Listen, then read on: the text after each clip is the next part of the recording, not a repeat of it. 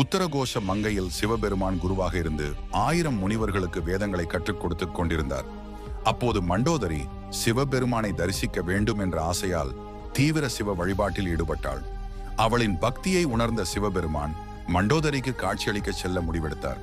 செல்லும் முன், நான் திரும்பி வரும் வரை இந்த ஓலைச்சுவடிகளை பாதுகாப்பாக பார்த்துக் கொள்ளுங்கள் என்று 1000 முனிவர்களிடம் சொல்லி சுவடிகளை ஒப்படைத்தார். மண்டோதரியின் முன்னால் சிவபெருமான் குழந்தை வடிவத்தில் தோன்றினார். இதை அறிந்த இராவணன் அங்கு வந்து சிவபெருமானை தன் கைகளால் தூக்க முயன்றான். அவன் கைவிரல் சிவபெருமான் மீது பட்டவுடன் உத்தரகோச மங்கையின் குலத்தில் தீப்பிழம்பு பற்றியது. சிவபெருமான் ஏதோ அபாயத்தில் உள்ளார் என்று நினைத்து அனைத்து முனிவர்களும் அந்த பிணம்பில் விழுந்து உயிரை மாய்த்தனர்.